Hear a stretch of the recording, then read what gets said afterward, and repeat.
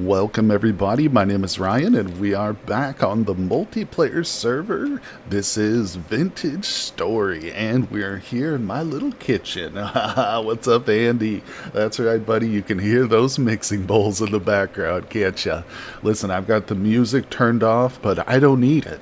I've got the beautiful music of the mixing bowls just chugging away. But thank you for coming by, my friend. You were the first chatter today, so I appreciate it. Hopefully you're not the last chatter, but oh my gosh, my inventory is barren. You can see I've been cooking up a bunch of rice balls. I just finished recording a brand new cooking tutorial, which I'm hopefully going to put out either tonight or maybe tomorrow, actually, because I still got to edit it. But yeah, we got to put away some of our ingredients here and get back into fighting shape because, well, I should say building shape, because we're going to be doing some building in today's stream.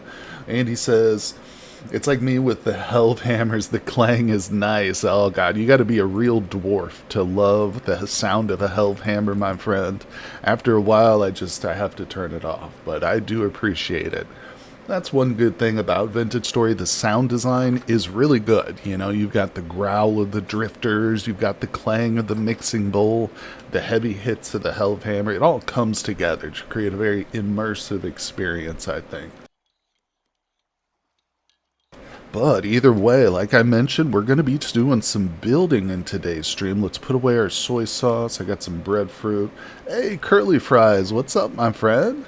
You get to watch today. I missed the streams. Everything looks awesome, though. Well, thanks, buddy. So we are, of course, on my multiplayer server. If anybody out there is used to me streaming the prehistoric world, the dinosaur world, sadly, that playthrough has come to an end. That's right, the last one we did, the last live stream, I did die for the final time. It was a limited life run, and it's over, people. It's over. It was fun while it lasted, but that's all right. That just allows us to spend more time here on the multiplayer server. And don't worry, the challenge continues. In fact, I've got a brand new polar challenge coming out tonight. So that Mother Nature said he was done. That's right. I got bear hugged by Mother Nature. Not too many. I don't want to spoil it, because go and watch that last live stream, which is up on my YouTube channel, by the way, too. So check that out. But yeah, it's a sad day. But we're definitely going to do like another prehistoric run in the future.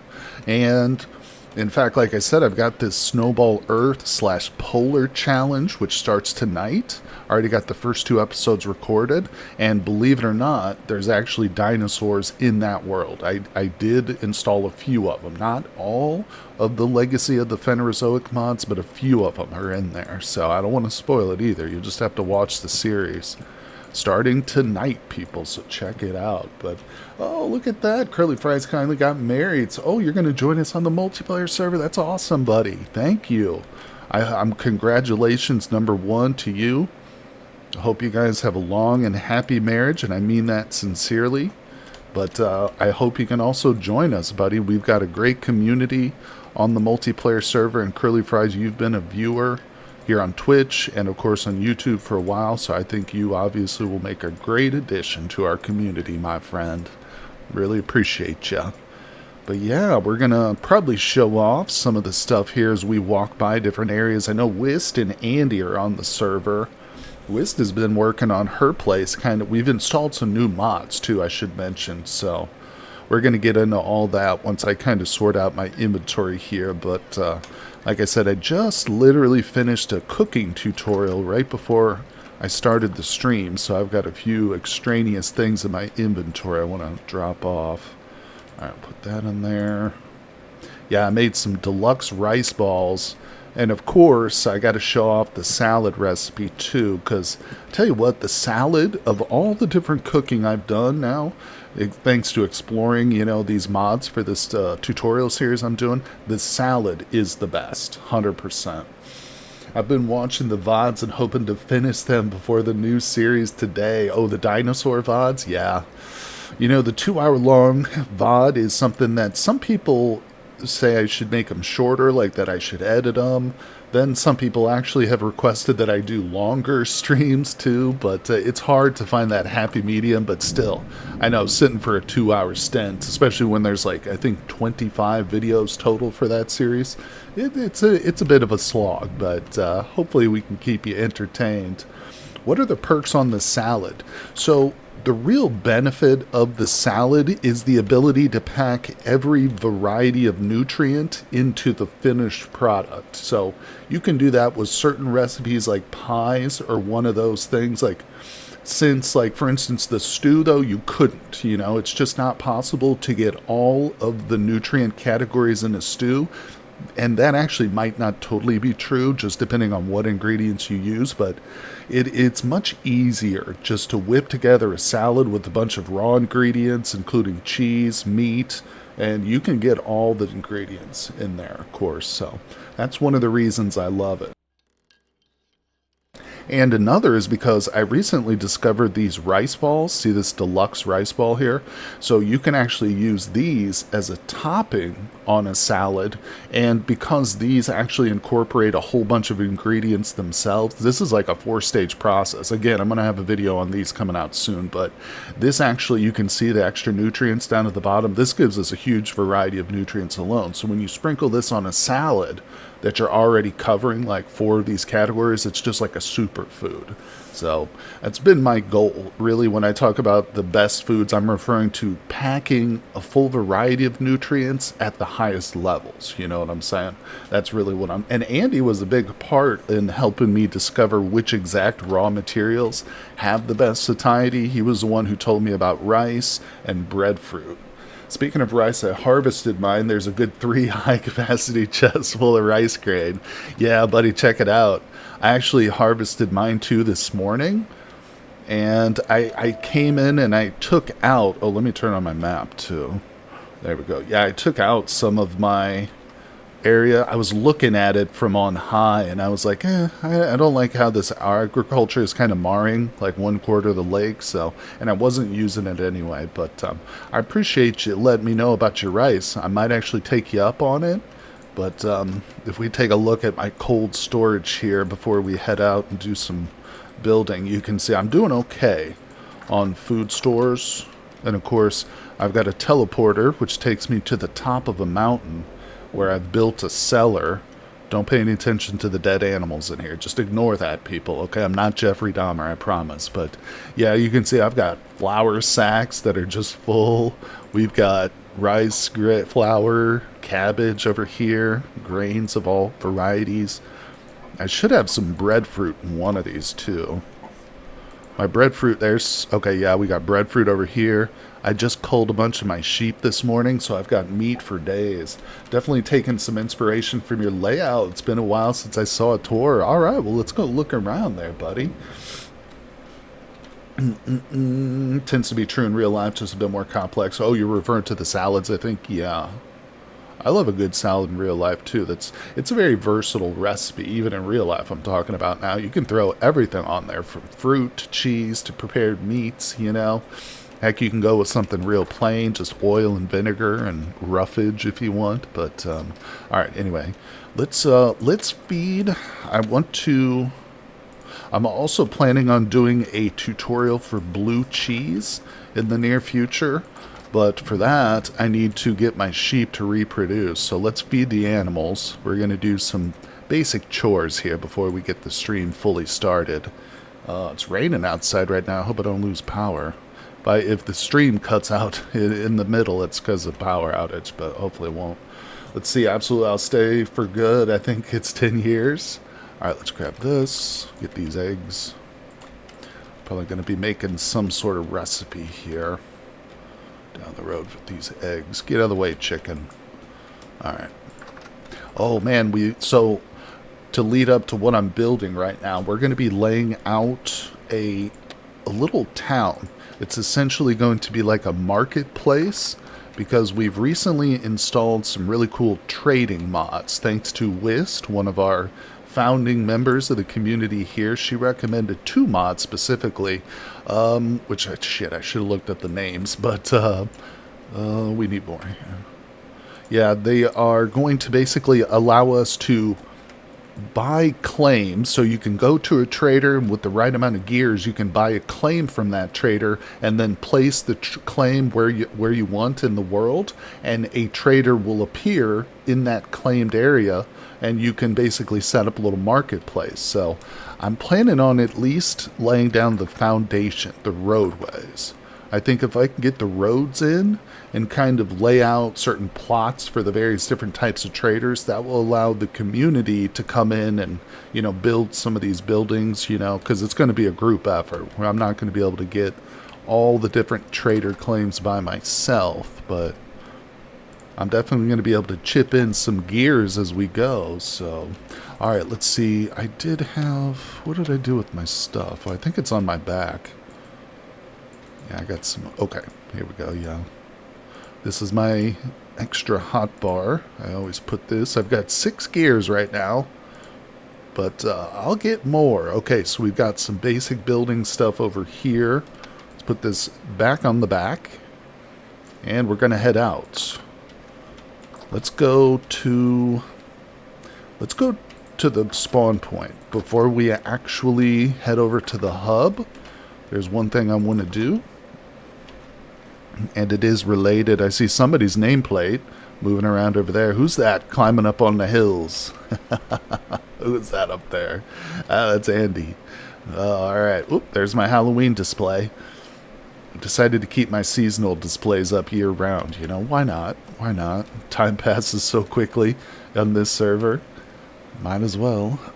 It's funny. Time passes both really quickly, it seems like, but also really slowly, too, at the same time. Like, when we're in the middle of winter, it just feels like time drags by. But then you get to the growing season, and it's over in like a snap.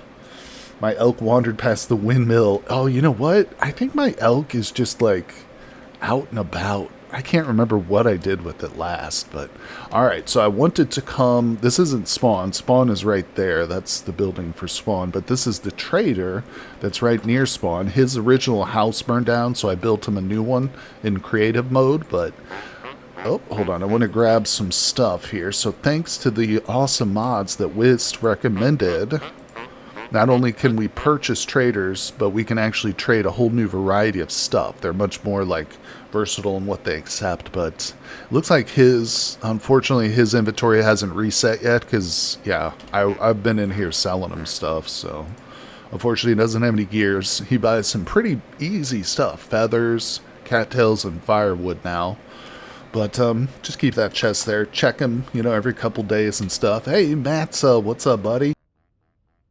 It's hanging pretty good, my friend. We're here on the server. Now that the dinosaur playthrough is over, we're going to be streaming every, what the hell is today, Sunday? Sunday. We're going to be streaming every Sunday here on the multiplayer server. Welcome, my friend. Thanks for dropping by chat. Let's see. Matza, of course, is one of our founding members as well, as Andy is too. And Matza is responsible for designing this right here. Looks great too, buddy. I really like how you've added the fruit trees in the middle of your garden. That's cool. That's a nice little touch. Uh-oh, look, we've got some dead ones.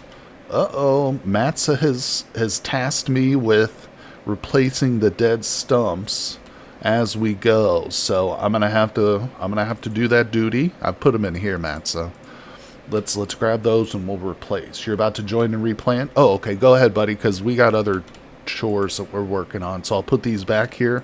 Those cuttings that you gave me, Matza, I put them in this chest right here for you. So yeah, this is what I got in terms of apple pear. Most of the cuttings I have now are for the south, or in breadfruit trees and crap. Everything looks amazing. Awesome and talented builders in the server. Yeah, we've got some really talented people. Hey, there he is.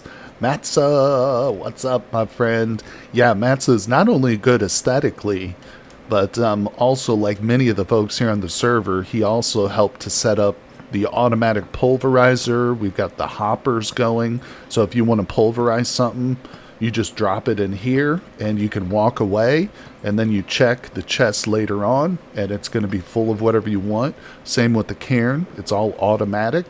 Gets dispensed into these 4 chests. So big shout out to everybody who's been helping us here.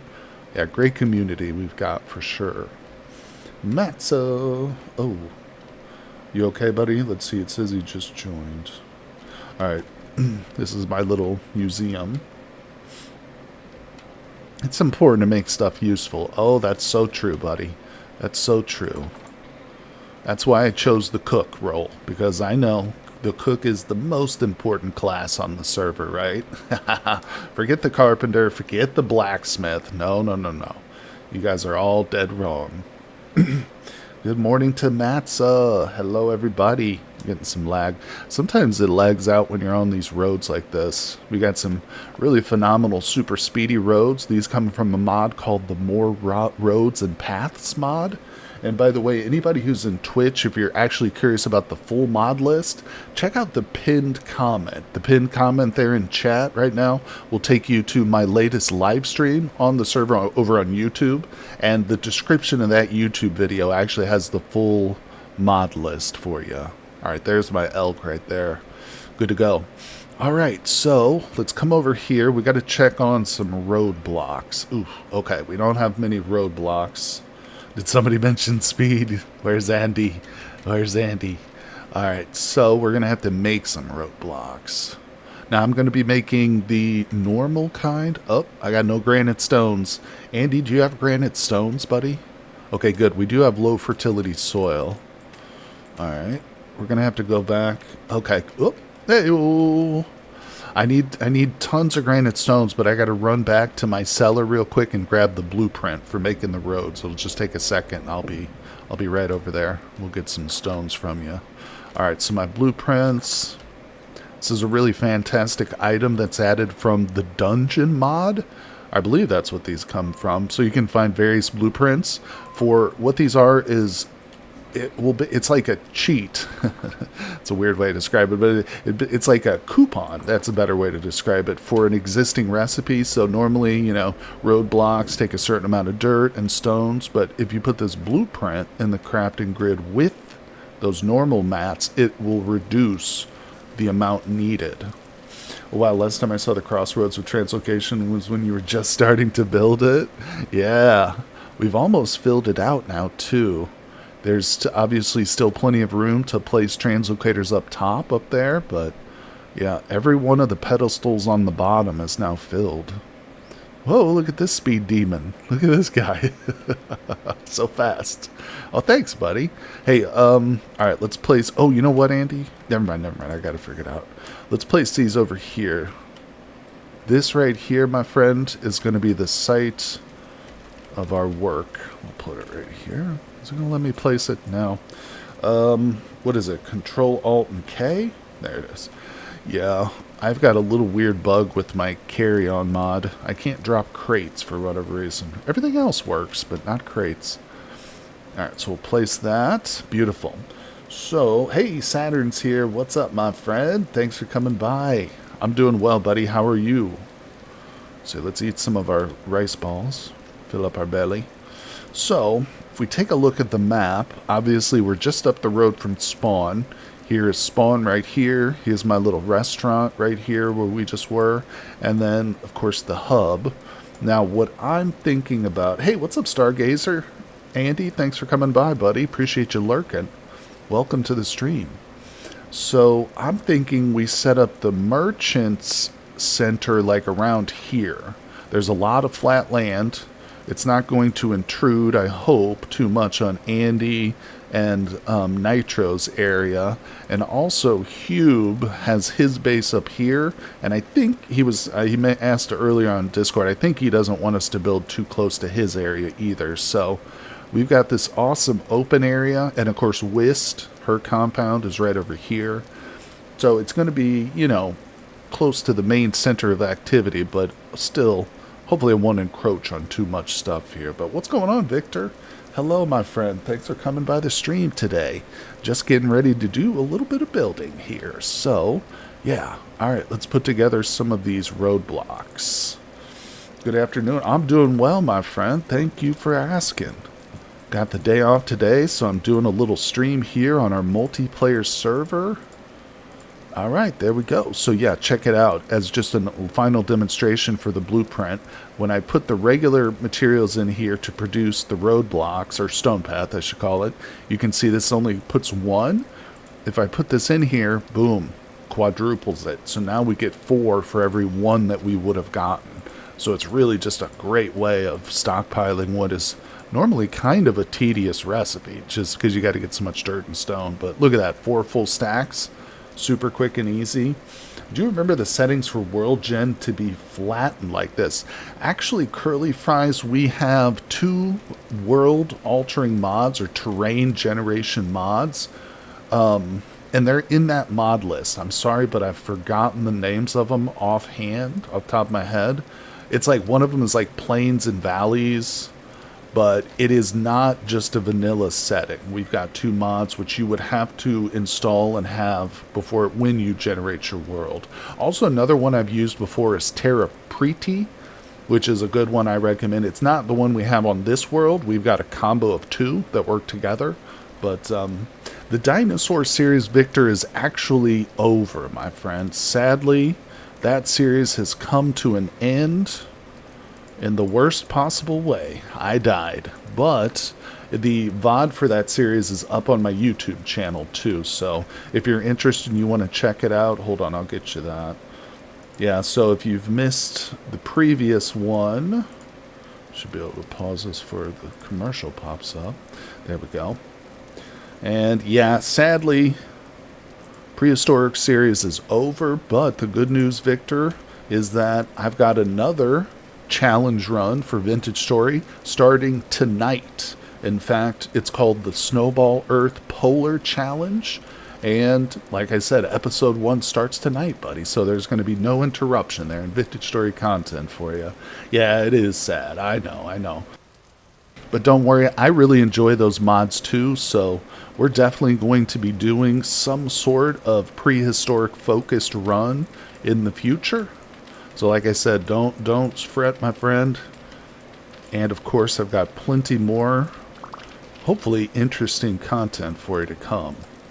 What's going on? No spoilers. That's right. All I will tell you is that I did die. So the series is over. But other than that, no details, no spoilers. Thank you, Emirator. Thanks for coming by too. Appreciate you. I see your first time chatter. So welcome. All right. So I don't have like a real good hard idea of what I'm doing, except that I'm going to be laying out the roads. I'm not going to actually start any buildings. Well, we might, just depending on how quickly we get the roads laid out, but I'd like to kind of lay out a road system separating certain plots of land, and then as people collect these trader, blueprint, or not blueprint, as they get their little reservations or whatever they're called, they can plop them down in a pre-established area and just build it from there. Yeah, the new RimWorld series is out on the channel as well, my friend. We're going to be streaming that. Actually, so far it's just a live VOD series here on Twitch that's getting posted, but I do plan on doing a full Let's Play series coming soon too as well. You can count on it, my friend. I'm super excited for that DLC. It looks like it's going to be one of the best for RimWorld.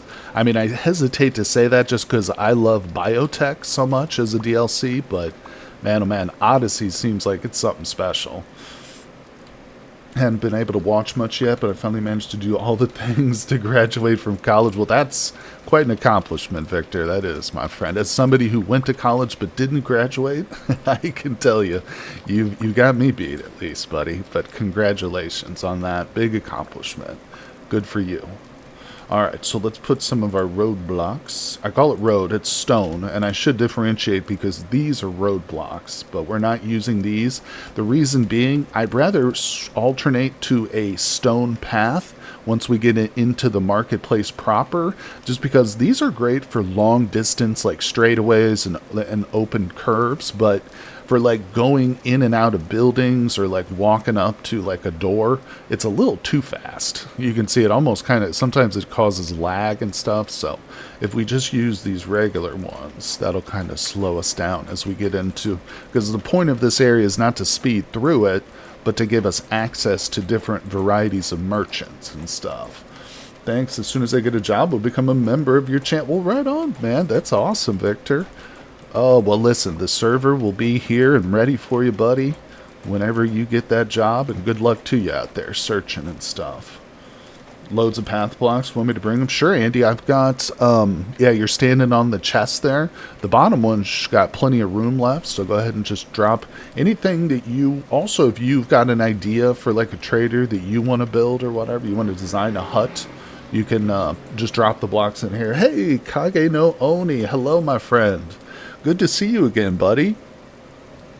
I see you're the first time chatter here in Twitch, but I remember you from long ago, my friend. How are you, Kage?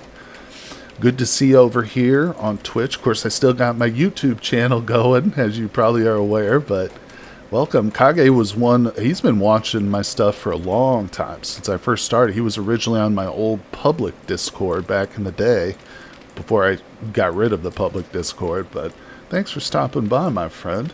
You as well. I was just watching your Odyssey run, then decided to see if you're on Twitch link. Yeah, my friend, absolutely. Yep, RimWorld. We were just talking about how exciting that new DLC is going to be. But I'm glad you could stop by. Now, I know you're a Minecraft fan. I remember that, Kage, but have you ever played or heard of Vintage Story? Obviously, it's got a lot of relationship to Minecraft. Of course, if you're unaware, this is a standalone game that was developed from a couple of mod packs for Minecraft itself. You've heard the name but haven't played it. Highly recommend it. We're on my multiplayer server right now, so we've got a bunch of folks here. We've been building it up, but of course it's a single player game too, so just much like Minecraft, you know. Alright, so let's look at this here. Yeah, I don't want to encroach too much on Whist. And again, I'm not really sure what I'm planning, but let's go down a little ways. And actually, I'm just going to start taking out this fence here. Get rid of this for now. I think, you know, maybe it's good to get rid of the fences altogether. Grum's always said that it was they felt trapped whenever they would run down the roads. Felt caged in by the fences, but well, we'll do something. Certainly on this strip of the road, we'll build something up. You do like Minecraft, but it's mostly to create these days. Yeah, totally understand that. Of course, Vintage Story has a lot of game modes. You got your survival focus, but it also has a creative mode. And I think something called the Explorer mode, which is like, it's got all the aspects of the game, but it's still very, like, easy. It's much more focused on exploring and creating and stuff, but let's see if they're a good thing to have. Keeps walls. Okay. Yeah, the fences, you're right, Andy. We'll do something with them, for sure, for sure. In fact, I was kind of thinking of maybe doing a full, like, roof. At one point, that crossed my mind during the winter, because when you're running, you got all that snow build up, which I don't think actually slows us down, but it's just kind of, it just doesn't look as nice, you know. But, alright, so the land kind of raises up here. Let's throw down another roadway. So we'll have more entrances to the main area, and I'm going 4 wide here. I want to accommodate a fairly large roadway, because, of course, with the mounts in this game and stuff, it'll be nice to be able to get the elks down here. And, I mean, hopefully we'll see a lot of traffic, too, in this particular area. But, alright. And then maybe what we'll do is, as we get out, we can just link this together, do a little square here. Yeah, it looks like Andy's helping. Thanks, buddy. Alright, so let's see. For create, it's a mod that adds... Wait. I do like... For create, it's a mod that adds lots of automation tools. Oh, okay. Cool. So you're definitely into the modded playthrough yourself, huh? Yeah, this, the current server that I'm on, for this, right now, for this stream, we've got, I think, at least over 50 mods on right now. So it's definitely a heavily modded playthrough. And that's what's great. Vintage Story is actually, since it was developed from mods, the lead development and their strategy, their main, belief is that modding is welcome and totally permissible. So it's got a very active and robust modding community as well. And they're very easy to implement too. Alright, so I'm going to lay out a nice little square here. Do you have roadblocks, Andy, you said? Or stone path blocks? Keep calling it road. If not, I can give you the blueprint. You can whip some up if you need it. They're in the bottom shot. Okay. Yeah. You don't have to lay out the roads. I know it's boring stuff, but Saturn says, and mods are downloaded from the dev server. That's true. Yeah, that's a good point too. Distinguishing from, because I believe you mentioned that, Saturn, because Minecraft is like third party. I don't think it's still done on Curse, is it? God, it's been a long time since I played Minecraft. But yeah, so it's fully incorporated into the world of Vintage Stories, so to speak, the meta world. Which means the mods are auto-downloaded. Yeah, totally safe, reliable. I've never had to worry about like a virus or anything like that, obviously. They don't... Well, yeah, they're great. Okay, let's see. There's been a split from Curse. Now it's Modrinth. Weird. Never heard of that one. Minecraft has different mod infrastructures that turned me off to the mods in Minecraft. Yeah. You know, when I played Minecraft, I was very much a vanilla player. I never got into the modding scene, and, you know, it was in large part just because it was such kind of a chore, you know, to do it, so. Alright, so we've got one square. Now, within this structure, I don't necessarily want these plots to be perfect squares, so we can do, let's see, let's find a middle point. But again, it doesn't have to be the perfect middle. In fact, I'd like them to have, like, a little bit of asymmetry here. You know, just give it a bit more character and whatnot. Might not be the most efficient city planning strategy, but, you know, we got to balance aesthetics and efficiency here in this world. Alright, so, and again, you know, if we don't like it, we can always dig it up and build it somewhere else. It is good that, wait, well, hold on. We got some... If I miss anybody's chats, too, I apologize for that. Guy says, I don't know too much about the drama behind it, but part of it was apparently tools that were getting worse, low revenue split on advertising and stuff like that, so Modrinth was created and people started migrating. Oh, well, that's good. I think there's more than that, but that's what I know. Understood. Matza says, it's good that Vintage Story has a default API. The modding for Minecraft has been divided for a while and started with the Forge versus Fabric debunkle. Yeah, I don't know what that is. Andy Stargazer. Well, that's alright. Thanks for coming by and lurking, buddy. Appreciate ya. It's good to see you again, Stargazer Andy. We've got two Andys in here. Coincidentally. Alright, there we go. Both spelled the same. Not the Stargazer part, but the second part. Alright, where's those stones? I ran out of stones, so let's get some more. Beautiful. Alright. Plenty of dirt. Oops, that's the wrong way. There we go. Having two Andys is handy. Saturn. I'm confused on why there's 3 wide strip of grass. Where? What are you talking about, Andy? 3 wide strip of grass? Where? Oh. Yeah, no, that's a good point. That's too close. See, this is why we need Andy around. I need 2 Andys, in fact, not just one. I need multiple Andys. Alright, buddy. Good call. See, you're already catching it. He's confused as to why there's this 3-strip grass. I love it. Alright, well, let's go something like this then. A little bit more centered. Is this good, Andy?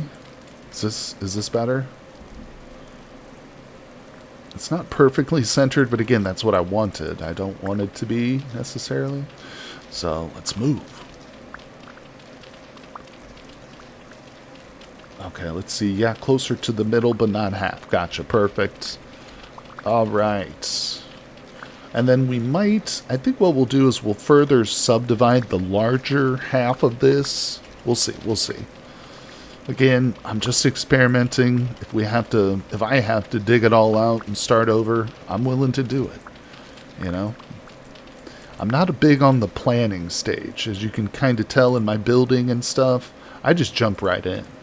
That's how I used to do with, like, painting, too. Whenever I'd paint, I'd just start with color choice and an empty canvas and just start seeing, just see what the, see what the paint comes out. Look at Andy helping out, buddy. All right, I'll come from this direction. We'll meet in the middle. Let's go. So we can actually kind of see. Yeah, that's good. That's good. I wonder what Whist is doing. She's over there in her little tower of tailoring, hanging out. Let's see.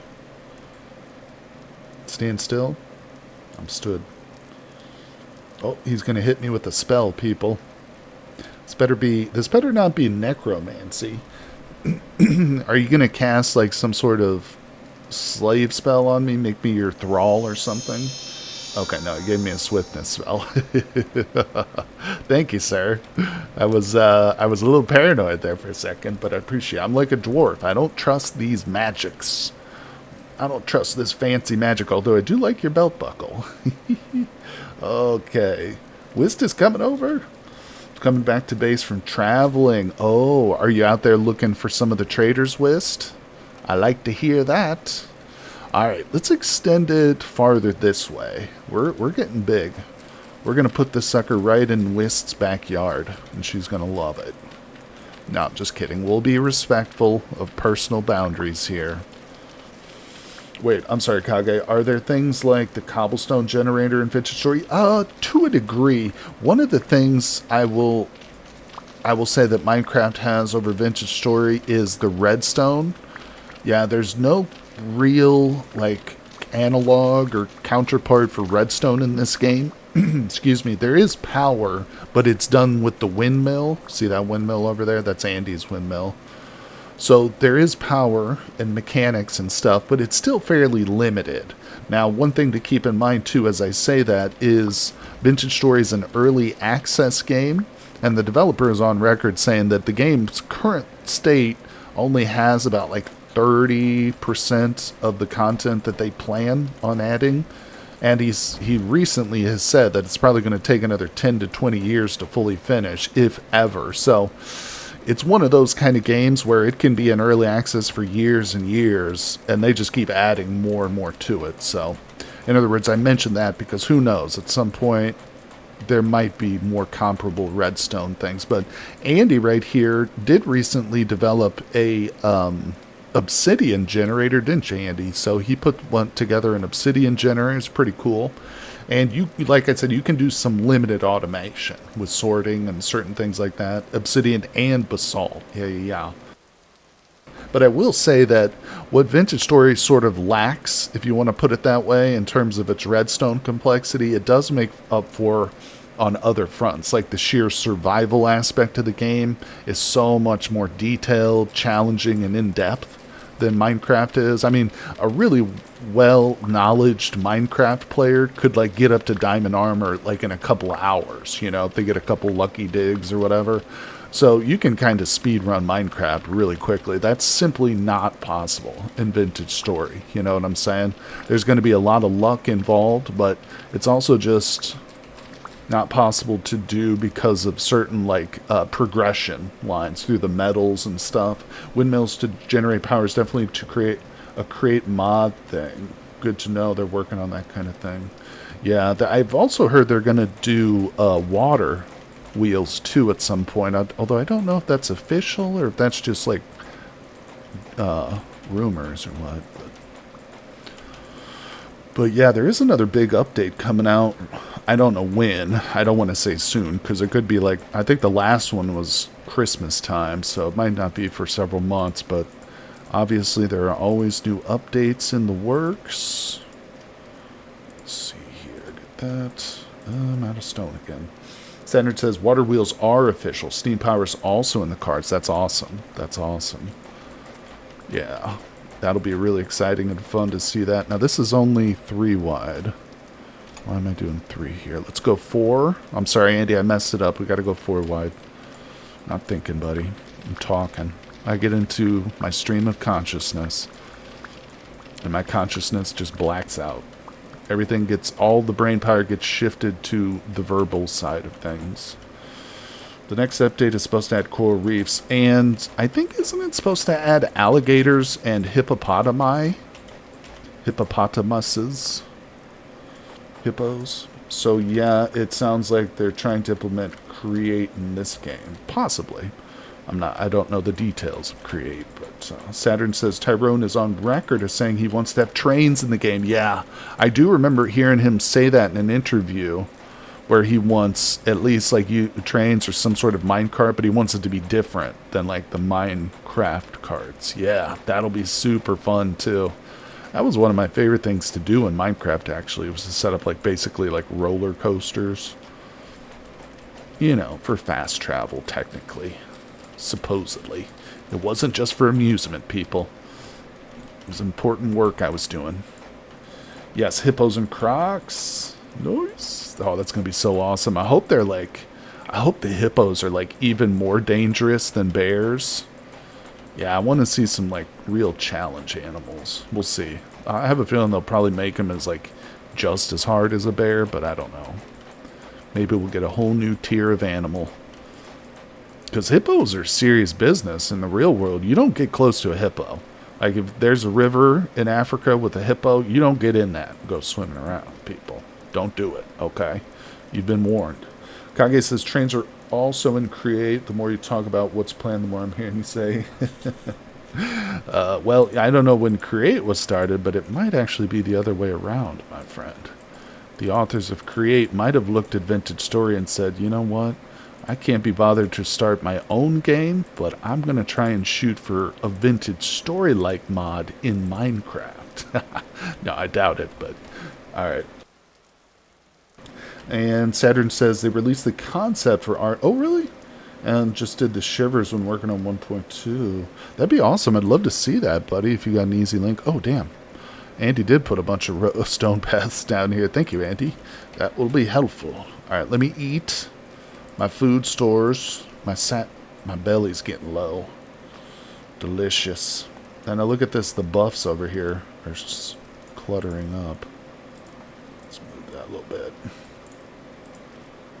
Yeah, up, good enough. Alright, so, yeah, let me empty some of this dirt out of here so I don't end up with a jam-packed inventory. Alright, we're looking good. Take that out. Put that down there. Alright. How we doing, Andy? Is it terrible? Does it make you want to burn down the whole project and just does it make you want to quit the server? No, better not. It's not bad. Okay. Let's extend it further south now, I think. Again, I'm just feeling things out here. I've got literally no plans. None. I'm actually relying on the other members of the community to make this project work, while I just stand here and bumble around. Alright? Andy, I see some magical creatures over there, buddy. You gonna go get that? There's a fly. It looks like a mosquito. You gonna go swat that thing? How you doing on your magics?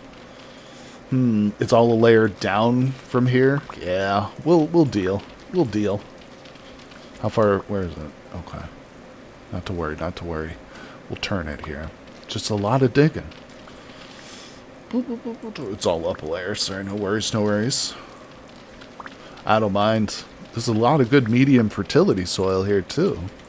Stick this in the community chest for any aspiring farmers. Alright, let's go a little bit farther out.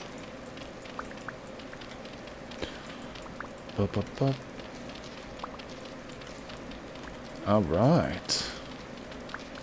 Excellent. Let's see here. Yeah, Kage, so I'm going to be streaming RimWorld every... what did I put on my schedule? It's either every Friday or Saturday. I think it's every Friday. Yeah, I've got Friday scheduled for RimWorld streams here on Twitch. And I'm going to give it a week or two, but so some mods can get updated. But I'm definitely going to be doing like a full Let's Play series, too, for RimWorld for the new Odyssey.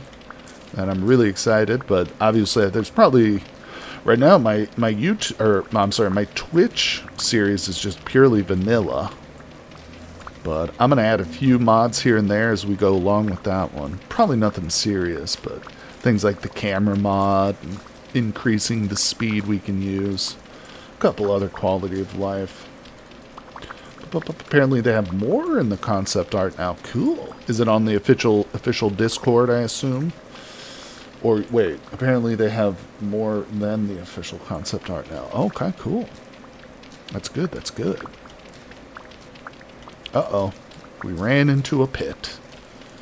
An open cavern in the earth. Alright, going good. Soon enough, we should reach the roadway. So we are currently, for anybody just tuning in, welcome to the stream. We're currently working on the foundations of a marketplace. I want to lay out some basic roadway. And then as we're able to populate this area with different traders, thanks to some of the mods that we've recently installed, yeah, it's going to allow us to basically have a nice, convenient area where we can do a bunch of trading. And of course, that gives us access to quite a few things that you can't craft. There are items that the traders sell which really can't be crafted at all. So, hey, what's going on there, Heron Jaeger Games? Welcome, welcome. Yeah, this was a great idea, and it was suggested by some of the community members, and obviously the mods that we're using were thanks to Whist. So, big shout out to everybody who's been involved up to this point. And of course it's gonna be a lot of fun, I think, to be able to just, because normally if you're unaware, normal Vintage Story world generation, traders are just NPCs that are scattered throughout the world. Now they're usually just loners. They're like single NPCs. You can think of them as kind of like traveling merchants, and you'll just find one, and there's like, I don't know, a dozen or half dozen varieties. So you kind of have to search around to look for the ones that you really want. And like I say, some of them sell stuff you just can't get from anywhere else. So this will hopefully make things much more convenient. Andy is running in place right now. Andy, are you glitched out? What's up, buddy? Hey, Cody Ballo. Hello, my friend. Thank you for coming by the stream today. We're over here on the multiplayer server laying out a new merchant area, hopefully. But appreciate you guys coming by the stream today. Thanks everybody for joining me here. Let's see. Unfortunately, the prehistoric run, if you've tuned in previously for my other Vintage Story live streams, the dinosaur run is over. No spoilers, but I did die. I lost my final life of that run, and of course the VOD is on my YouTube channel, so if you missed it, you need to get caught up, you can check it out over there. But we're going to be streaming now on this server, my multiplayer server, every Sunday. And the good news is the challenge series will continue, but we're doing a brand new run in a snowball Earth, so only a polar environment. That'll be starting tonight on the channel. Alright, so let me just take a quick look here. Yeah, this is looking okay. Yeah. I like this. Andy, you like it? Are you still with me, buddy, or did I lose Andy? I think he's still on. We can check it. Let's peek and see who's online. 4 players, Andy, Matson, Whist. Alright, let's keep going. Not to worry, I just need... You are still here. Okay, good. Sometimes... Oh, God. Come here, you. I gotcha. You don't scare me, your ugliness. And it was Saturn. He's gone, Jim. No. He's with me. He's still with me in spirit, if nothing else. Oh, I just rewatched RoboCop for the first time in decades, possibly. Such a brilliant film. Oh my God. You know the director for that, Paul Verhoeven, did Basic Instinct, did Starship Troopers. I believe Total Recall was also one of their movies. Dude, that dude put out some great stuff back in the 90s. Let me tell you what, and 80s or late 80s. All right, there's some chests over there. But yeah, RoboCop really holds up. Like, obviously some of the effects are kind of eh. But I don't know the actor's name, the guy who played RoboCop. But man, oh man, his, physical performance the way that he portrays like a robotic feel is so good. Like he really brought that character home with his portrayal of RoboCop. I recommend going and checking it out. Let's see, and you know what's great about it? It's so violent, ultra violent, and you just don't see. They just don't put violence in movies like that, I mean, unless you're talking like a Quentin Tarantino movie, and then it's just like the last 10 minutes, you know. But no, it's good. Not to say that I love violence, but I remember the old days, the good old days, before CGI blood, back when they made real movies, practical effects, you know. I'm definitely a big proponent of practical effects versus CGI. I think CGI has its place, no doubt about it.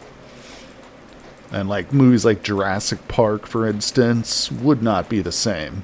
You know, the original plans that Spielberg had for Jurassic Park was to do the dinosaurs in stop motion animation. This is true, you can look it up.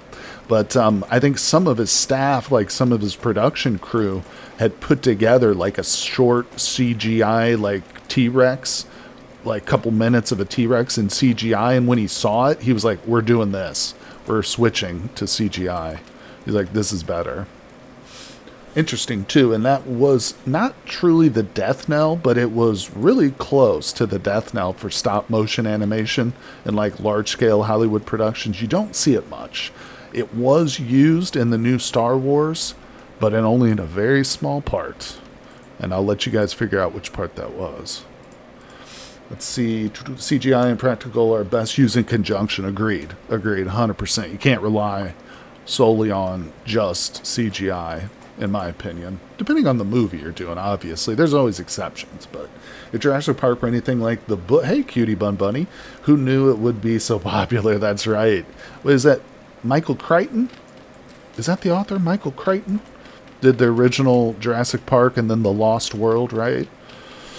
I think I read Jurassic Park years ago, but I can't remember. I mean, the movie is so iconic, and I definitely saw the movie before I read the book, so it's like one of those where I don't even know if I could really enjoy the book, just because the movie is so in my head, you know. Yes, Michael Crichton was the original. That's what I thought. I'm sure it's a great story. Obviously, it inspired one of the best movies of all time. Jeff Goldblum, his performance alone was gorgeousness. Wait, why did I dig that out? Alright, we actually need to backfill this. Oh, I'm getting into my flow state again. Let's see, the book is way more messed up. Need to visit it again. Okay, cutie, I will. I'll put it on my Audible wish list. These days, I don't really physically read books. I listen to them on Audible while I'm working or doing dishes or something, but I still love to enjoy literature, especially sci-fi. I actually went to school for literature, so I've read a lot of the classics and Shakespeare and Edgar Allan Poe, but I do think science fiction is truly where my heart lies in terms of what if I had to choose only one genre to read for the rest of my life, it would be sci-fi, without a doubt. I don't know about Goldblum. He annoys me almost as much as Jack Black. Oh, Saturn, I love to hear your opinions on movie actors. Let's read the rest of Saturn's message here. Let's see what he says. He annoys me almost as much as Jack Black in all his appearances in any movie. He can't act and portrays Jeff Goldblum. Okay, I get that. Yeah, that's a legitimate complaint, buddy. That's... You know, there are a lot of actors like that who only ever play the same character themselves, basically. I get you. I feel you. I won't call any out right now, but I don't disagree. I still do like him, but let's see. Cutie says, humans have practiced oral traditions for too long for audiobooks not to count. There you go. I love it. That's a good perspective, Cutie. I never considered that, but you are right about that. Wow. Ooh, you kind of just blew my mind a little bit there. It's almost like we've gone full circle with our technology, you know. First, we start before the written word. We had just oral traditions around campfires and, you know, dead buffalo carcasses or whatever. Now, we've gone full circle. And we just listen to audiobooks as we fall asleep with drool hanging out of our... No, okay. What's up, Eric the GM? Hello, my friend. Thanks for coming by the stream, buddy. Good to see you again. Welcome, everybody. Kage says, I tried to see who created the mechanics of Create first. But while it's super easy to find dates and such for Create Mod, I can't find nothing similar for Vintage Story. Oh, I think Vintage Story, correct me if I'm wrong, guys, but was it 2016 when it officially launched as a game? I don't know. I have to look. Oh, I'd have to look at the official web page. Not to worry. Something just hit me. I thought it was an enemy. What the heck? Oh, you mean Chris Pratt, the guy from Saturn? That's another one, cutie. I think, you know what's funny with Chris Pratt is, like, whenever I see him, I only see Andy Dwyer from Parks and Rec. Just because I loved that series, and I've watched it, I think, 3 times all the way through. Yeah, it's a great one. But, see, Eric says, I also read that oral cultures tend to be much more multilingual. That's interesting. I wonder why. Like, what is the correlation there exactly? That's into. Oh, Andy's left. Okay, be right back. Cool. Thanks, Andy, for your help, buddy. Oh, look. Andy didn't leave. He's still right there. Oh, and he's over here running in place. Little server lag issue. It happens. It happens. You just got to be certain that when you go talk to somebody, they're actually in front of you and not just a ghost. Let's see, Herring Jaeger 2016. Thank you, my friends. That's what I thought. For some reason, that date was in my head. 2016. Yeah, there you go. Kage mid-2016 for Venture Story release, but nothing specific when certain features were added. Oh, yeah, you'd probably have to dig through the dev logs for that. Or go on their Discord and just, like, scroll through their update section.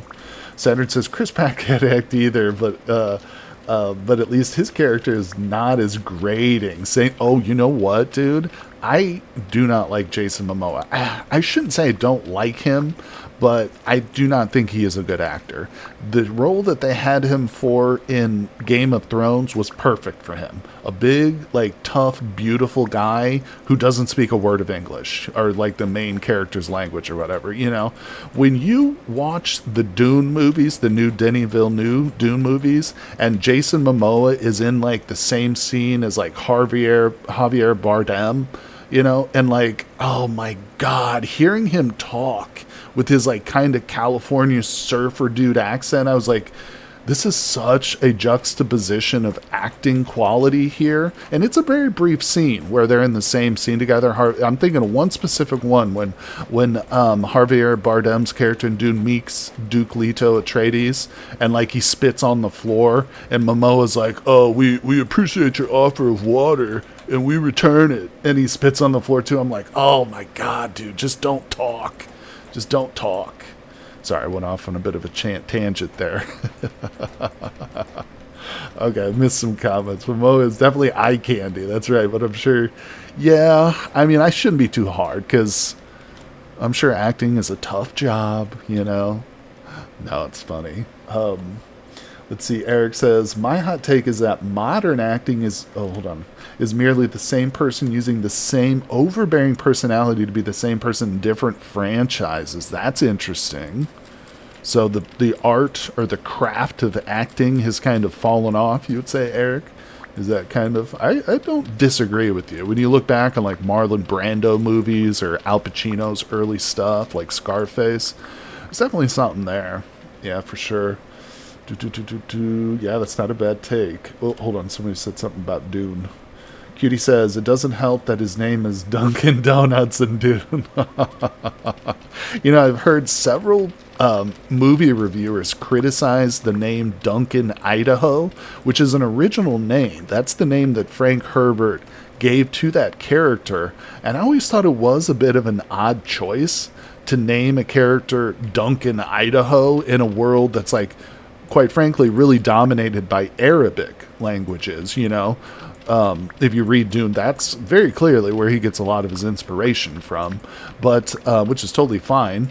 And I think he admired the Arab culture a lot in real life. But it is funny that, like, oh, you got Duncan, Idaho coming through. It's like, what the hell? And you know what's funny, too? If you read the later novels after Dune, Duncan Idaho's character is in those. Like, he's a very important character. Like, as the story progresses, he's not the most important, but other characters like Timothy Chalamet's character, what's his name, in the movie, like, he dies, and he's not in the later movie or in the later books, but Duncan Idaho is.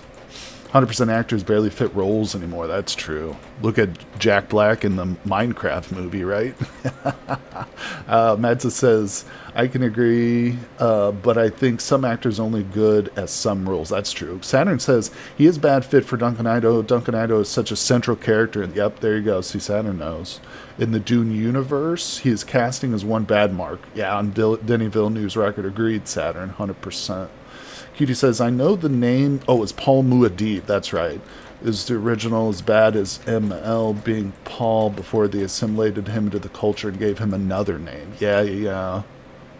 Dune is really an interesting, like the novels, the original, it's really an interesting and eclectic use of language. And, like, he really does borrow from a lot of different, like, sources which is, I like it. Personally, I like the way that he's really inventive with these languages and borrows from, like, some exotic sources and stuff. And yet he's also juxtaposed that with some, like, common names like Duncan Idaho. I actually kind of like it, but I actually would argue that Duncan Idaho is the central character around. Okay, yeah, there's definitely an argument for that. I would say that Duke Leto, the later Duke, I think it's Leto the second, Paul's son, is the one who opens up, like, the golden path and stuff. But you're right. I mean, Duncan is a critical fixture of the later stories for sure. It's actually Duncan's clones, but yeah. Decided to get clever while looking for Mechanical Pyro. Opened up the version of history and found when the page for Mechanical Pyro was created.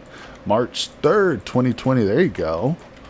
All right, this is only 3. Need to go 4 here. Let's look at the measurement. Is it looking okay, Andy? Is everything spaced? Yeah, this is good. This is good.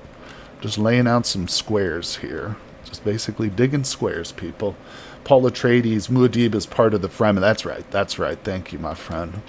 And then Muad'Dib, but then they also, he's got a, Muad'Dib is his, like, family name, or his tribe name, but then he's got another Fremen name too, right?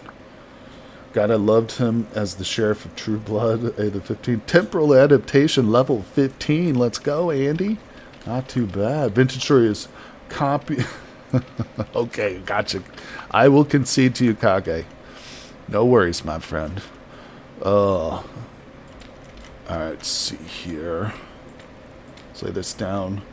Cutie says, having seen the movies and not read all of the books, it's interesting to see the heavy hand of the manifest destiny really happening to the Fremen. We want your resources. They're totally ours, but for another time and place. Yeah. One of the really important but kind of subtler themes, which is addressed in the movies, but it's definitely better addressed in the book itself, is how the Bene Gesserit go around to these planets and seed this myth. They install this myth into these, I don't want to say primitive societies, but less advanced technological societies like the Fremen, and so, like, this idea of Paul being the Messiah or whatever is not native to the Fremen beliefs. It's put there by the Bene Gesserit, and basically like a propaganda campaign which spans multiple planets across multiple solar systems. All in this basically like this long con for them to produce, and it's not even so that they can produce this Messiah, which they claim. They just want to be able to see into the future for their own benefit, But it's interesting. That's why I love that story. So many ins and outs and ups and downs. Let's see. The worms are not native to Dune. Okay, I don't think I was aware of that. Yeah, the Bene Gesserit. Yeah, Missionaria Protectiva. Yep, there it is. They have forged all cultures around their plan for the Kwisatz Haderach. All right, so let's look here. Let's bring this road all the way over. And then we're looking at 1, 2, 3, 4, 5, 6. 7, 8, 9 plots roughly. Andy, thank you for adding the individual dividers as I'm going to. Appreciate that, buddy. All right, and again, I'm hoping maybe some of these I will actually round out a little bit. Well, we'll go in and add the details. The finer detailing will be done, as a next stage. Right now, we're just getting in the infrastructure. I think that's, at least for me, a good way to kind of put a loose plan in place. It's like if I was writing an essay right now about the wonderfulness of Vintage Story, this would be the outline phase right here that we're in, essentially. So let's see. They have four. Okay, yeah. Eric says, I love the scale of Dune compared to other sci-fi. It does big really well, for sure. 100%. It fires on a lot of different cylinders, to use a car analogy there, and I think that's one of the reasons why it has endured as a really good, science fiction story, because obviously sci-fi as a genre is so saturated for decades. It's been saturated with really great writers who are just totally obscure. Nobody makes movies out of their stuff, but Dune is not one of those. Dune has been culturally relevant and read countless times by generations, since it was originally written. And I think it's in large part to a lot of different things that Herbert, and Herbert did a lot of other books too. Some really weird stuff. Like he's got stuff like books, novels, standalone novels about like sentient stars and all kinds of wacky craziness, like even more wacky than Dune, and none of those became popular either, you know what I'm saying? It's interesting. Dune is definitely a cultural phenomenon. I thought it was the Kwisatz Haderach. Granted, I haven't read the books, but I swear that's the name you heard. Yeah, there's always that's one thing about Herbert, is for every title or name, there's an alternate. There's every person has multiple names. Each title has different pronunciations or just whole different actual titles themselves. All right, I need more roadblocks. Let's go. Got to go to lunch. All right, buddy. Keep the conversation going. I'm going to try to, Saturn. Thanks for stopping by the stream, my friend. Enjoy your lunch, buddy. Enjoy the lunch. I hope it's made of T-Rex steaks. Delicious lunch. High protein. T-Rex arm. A couple of wings. Let's see. Cutie says, Andy Weir's The Martian got a decent movie, and I've been seeing ads for another book called The Hail Mary Project. Yes. Let's read the rest. Again, half read in my library. I don't remember the spelling of the Kwisatz Haderach. It's been years since I read it. Yeah, that's a weird one. Cutie, it's interesting you bring that up because we were discussing the Andy Weir books, specifically the Hail Mary Project movie that's coming out with Ryan Gosling. And in Discord just the other week, it's Andy Weir is an author I do like. I really, really enjoyed The Martian when I read that book in audio format. Loved it. So it's one of those books that I literally stayed up past my bedtime to finish, because it's a page turner. Then he came out with a book called Artemis, was his follow-up, which I did not like at all. They never made a movie out of it. But then his third book was, as far as I know, was the Project Hail Mary, which you're referring to. It's better than Artemis, in my opinion, but it's not quite as good as The Martian. But hopefully, they can do it justice in the movie and stuff. We'll see. But I am going to watch it. Yeah, I'm excited to see it for sure. As a science fiction fan, even if it's a book that I'm not super in love with, I'm always happy to see it be adapted, because unfortunately there are just certain kinds of movies they just don't make nowadays, and I hope science fiction never falls into that category. When was the last time you saw a good standalone comedy movie being made? When was the last Will Ferrell movie that was really, really widely? I think Barbie was probably the last comedy that I can think of. Let's see. I'm only going to see Gosling as Ken in space now. Yeah, that's like I was saying. That's my problem with Andy Dwyer, Chris Pratt. It's bad. I just looked up on Dune Wiki. The name is Kwisatz Haderach. All right, so there we go. We got that. We got some drifters over here, too. All right, Andy's dealing with them. Andy's out there killing them with his magic. Yeah, we've got this really awesome mod called Rustbound Magic installed. We recently put it on the server, and it's been a lot of fun. It's introduced, obviously, a whole new game mechanic focused around spells and crafting magic stabs and stuff. It's really cool. Andy says, you forgot about this chest? Oh, wait, hold on. The one plot next to the road I kind of want to keep as a double plot. You know what, Andy? That's fine. Totally cool. But grab one of the signs. I think I've got a couple signs in one of those chests. Just throw down a sign on your plot of land and mark it for yourself. So that way nobody will put anything on top of it. There's a chest of peat out there. Okay, cool. Matza, he says, if you need some mortar, there's some in the pottery barn. Thanks, buddy. Appreciate that. We might. Right now, I'm currently focused just on the roads, as you can see. And, you know, one thing I need to figure out is exactly how many traders we're going to be working with. But I have to delay this till the morning. Got a lot of drifters all open the grill. Yeah, we got a portal right there, so might have to wait till sun up. Let's see, it's evening time. Let's just see if we can get some more road laid out. I don't have much more in my inventory. Thanks for coming by the stream, everybody. Appreciate you hanging out with me here in the multiplayer server. Now that the dinosaur playthrough is over, we're going to be streaming Vintage Story here much more often, every Sunday. And I'm going to also be streaming RimWorld and, of course, Cataclysm. Dark Days Ahead. Alright, let's go. And we had a request for maybe another playthrough of some Legionary's Life, too, at some point. So I'm going to have to make another few episodes for that one, too. Andy! Got a bunch of drifters around us, don't we, dude? Loved the title of your final dinosaur video. That's right, you left a comment on it. Thanks, Bill Beto. Welcome to the stream, my friend, too. It's good to see ya. Yeah, I don't want to spoil it for anybody who hasn't been able to see that last VOD, but yeah, it's definitely a sad way to go. In a world full of dinosaurs, nonetheless. We all got to go somehow, you know? But yeah, Bill Beto, appreciate you coming by, buddy. And of course, for anybody interested, I've got a new challenge world, or challenge series for Vintage Story coming out tonight. Yeah. Alright, let's go get some more stone from right next to me.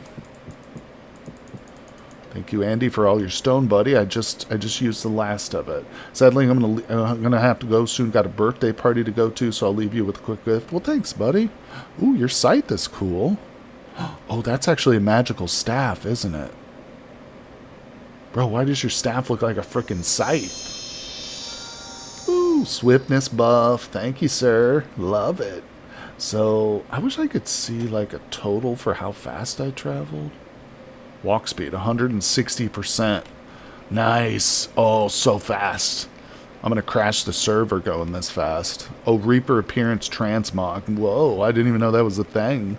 So there's Transmog with the Rustbound magic, too? Can't go wrong with some cake. That's true. What's up, Lag? Lag, are you on... I don't know if he's in stream. Hi, Lag. Alright, so Andy is gone. We're going to have to work out here in the dark by ourselves, everybody. It's spooky, it's scary, but we'll manage. Wait, I got dirt over here. Okay, we'll use some of this medium fert. Can't I open my gosh darn inventory? Alright, here we go. Been a very laid back, just building stream, talking about movies, books. Now, going back to the science fiction topic, anybody out there ever heard of a author from the UK named Ian M. Banks? Ian Banks. Of all the science fiction authors I've read, he is definitely in the top 5 of my favorites. You love Bill Beto, my man, the Culture series. There you go. I love Ian M. Banks. Not super well known, certainly not up there with like the Arthur C. Clarke's or even, you know, the newer guys who are making things like The Expanse and stuff, but he's unfortunately dead. He died of cancer back in maybe the 90s or early 2000s, but he was writing mainly during the 90s and 80s and stuff. But the science fiction that he put out at that time still holds up. The man was such a visionary in terms of like the things he could imagine, you know, in his universe. It was really so entertaining, so forward thinking and stuff. Really appreciate and loved his series. Andy, subscribe with Prime. Thanks, buddy. Gonna leave you up and lurk for you. Thanks, my friend. Appreciate you lurking and subscribing with Prime. And I appreciate everybody out there tuning in to the Twitch stream today. Really do. I wasn't sure if we'd get anybody to show up because we're done with the dinosaur run, but the multiplayer server is tons of fun. And we're going to be doing a lot of fun stuff here. I was thinking after we get this place laid out, maybe in a future stream next week, we can go on a little bit of an exploration run. We'll take a translocator, and maybe we can get a few other people to go with us, and we'll just head out and start looking for some of the new traders. You know, we can actually start to populate this place with market options. What is this over here? That's something to do with the magic mod. I don't know what that is. I'm just going to leave it. Alright, so how we doing? Where's the road? Okay, I need to finish the road in this direction. But are we going to be able to build over this weird thing here? I don't know. We'll find out. Yeah, this Rustbound magic mod's pretty cool. And it definitely it does not make you overpowered real quick. It's definitely a grind to get up all the stuff you need for it, so I like that aspect of it. Kidnap some traders, please. You know, I was just gonna go into creative mode and place the traders from there, but as I mentioned, Wist recommended these two awesome mods. One of them specifically allows us to actually purchase these trader like deeds or whatever you want to call them. So I'm really grateful for that suggestion, yeah, because this is such a better way of putting this area together like this. Because now we don't have to rely on the translocators, which is okay. It's just, you know, those are valuable things, and people can use them for other reasons too. So, all right, and also I don't have to cheat. We can actually make it like a community project. Okay, I'm just getting shot up here. I'm not able to work. Let's go home, back to the old kitchen. Actually, I got a better idea. Before we go to the kitchen, we just got to wait for morning. So it's midnight now, just a little after. In the morning time, those drifters won't be out so thick. Not worried about dying, really. It's just super annoying having to frickin' fight them every 2 seconds. But this is my orchard. We can sleep if you want. Yeah, I wouldn't mind that, buddy. How many people are on? If we can coordinate a little sleep session, I'm fine with that. Let me hop back into my cellar as soon as the game quits lagging.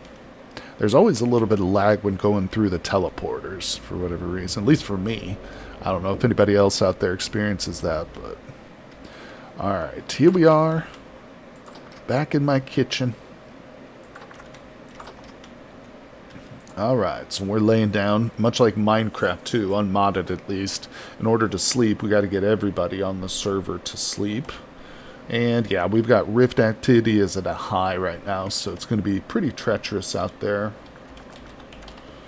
Wist is yelling at us, man. She's got her caps lock on, she's screaming. I'm just kidding. Wist, are you in chat right now? Are you on the live stream? Let's see here. Alright, thanks everybody for sleeping. Let's see who's actually online right now. 4 of us. Matt's a lag monster. Alright, so we're up. Don't need this for the moment. Very good, very good. Alright, let's go. Back we go. Wait, I want to check on the sheep. Any of these girls pregnant? Okay, good. They're pregnant. Many of them are pregnant. Excellent. None of them are lactating yet, but I think we're good. They've still got some food in their little troughs. Speaking of food, what am I got? Okay, I've got 2 crocs worth. Yeah, we're fine. Alright, let's go. Let's go back. Cursed Wist! Listening in, yes. Good, good, good. Welcome, my friend. Thank you for coming by the stream today. And again, thank you so much for these recommendations for the traders. I think it's going to be really, really fun. Not just to get the whole thing done, but to actually go through the process of assembling this little marketplace. So, alright, how we looking? How does this place look in the daylight? Is it awful? Is it absolutely terrible? I should probably just dig up everything I've done and just quit the stream right now in humiliation. No, it's not that bad. It's not that bad. Alright, so what I'm thinking is we'll connect this road here, and then we'll probably split both of these into multiple plots. Maybe across like that. Now let's finish the roads. We'll see what strikes us here. Wiz, do we have any idea, like, how many total traders we're dealing with? And you know what, I could probably, if I go into creative mode and just look up traders, it will give me the full list. I'm not going to actually cheat. I'm just going to do this to take count. I need to figure out how many. What? Okay, so yeah, it added a whole bunch thanks to the mod. So we've got 4 on the bottom, 5, 6, 8, 10, 12, 14, 16, 18, 19 different traders. Okay. And that's one for each variety. So, 19. We've currently got 2, 4, 6, 8, 10. Potentially 10. Set up here, little plots of land, and looks like we're going to have to double that. So not to worry, not to worry. Just gives us an idea of what we're doing here. So let's go across with this one. See, like this. Take that out. Wist, how's your place coming? Is it looking good? Should we come over and pay you a visit? 5 or 6 of those won't be spawnable. Oh, really? What do you mean it won't be spawnable? You mean that we won't be able to buy the deeds for them and actually move them into the marketplace? Is that what you're saying? Oh, I need to fill that in. How can we know? Oh, they're from the other mod. Oh, okay. So the mod that introduces the new variety of traders, those traders won't sell the deeds, is what you're saying. Okay, okay. Well, maybe for those, I can just spawn them in creative then, in order to have like a full marketplace, or we can just leave them, as far as you can remember correct. Okay, well, we'll find out. At least I know now I've still got to add a little bit more. You know, we're not ready quite yet. Yeah, so we just need more roadway, but appreciate that insight. Yeah, and we'll just have to leave it up to you guys, to the community, if you want all the traders here at this location, we can do that, or if you don't want to bother with that. Alright, let's see. Or they get a translocator hub as we find them or whatever. That's true. Yeah, we could set up like a small hub here in the market, like right here in the marketplace where we're building, and just have like 4 translocators set up to them. That's not a bad idea. Okay. Yeah, that'll force us to at least get out there and discover more. Yeah, why is it not going to my hotbar? Sometimes the inventory acts funny in this game. Let's see. I'm back. Are we still talking Dune? No, but we can. I actually brought up a different author of science fiction. I don't know if you've heard of Ian Banks, Saturn. Have you ever heard of a man named Ian M. Banks? He's a sci-fi author.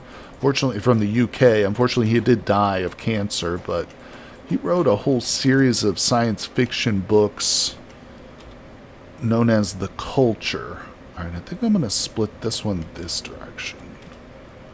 But yeah, one of my favorites, like I would say, definitely in my top 5 favorite authors. Banks also wrote a bunch of regular fiction, non-science fiction fiction. But he did that under the name Ian Banks. When he wrote science fiction, it was Ian M. Banks with his middle initial. But you know of L. Ron Hubbard. Oh my God. You know, when I was growing up, I read Battlefield Earth, and I didn't know what Scientology was. But and it's actually not L. Ron is not the proper name. It's L. Ron. So the letter L and then Ron, I think, is his actual name. I might be wrong on that. I have to look again, but that's the Scientology guy, right? Yeah. He was a science fiction author before he developed the Church of Scientology. And when I was young, like I said, I didn't know what Scientology was. I just saw the word science. And I'm sure, like many people, as he probably intended, I was kind of fooled by that. And I thought this was like a legitimate, like, scientific theory of, like, morality or something. And so I bought Dianetics, which is, like, the first book. And I read part of it. But he starts getting into, like, pyramids and triangles and, like, diamond shapes. And it's just total nonsense. Not defending these Scientologists out there, but yeah. You've heard that name, can't place the book, though. L. Ron Hubbard is the Scientology guy. Beware the Thetans. That's right, Eric, the GM. Yep. If you go to an actual Scientology clinic in person, they'll put you through a test, and I don't remember what the test is. If there's a name for it, you hold on to these two, like, little metal bars, and then they'll ask you, like, a series of questions. And these bars you hold on to are hooked up to, like, a little machine with, like, a meter that, like, gives them some sort of information. It's bullshit, but that measures your thetans. And the idea behind Scientology, and I might be getting some of this wrong because I don't know all the specifics, but the real, like, big secret of Scientology is that we're actually the spirits of aliens that came to Earth, like, I think thousands of years ago, and then were murdered, again, I think by another alien race, but the spirits of those aliens remained, and we're being, like, reincarnated over and over. It's wild stuff. Absolutely. It's like I said, it's science fiction, you know? You like David Weber? Okay, David Weber is that the Honor Harrington novels, Saturn? I definitely know David Weber's name. If it's Honor Harrington, I've never actually read those. It's one that's not really appealed to me that much. Yeah, Honor Harrington.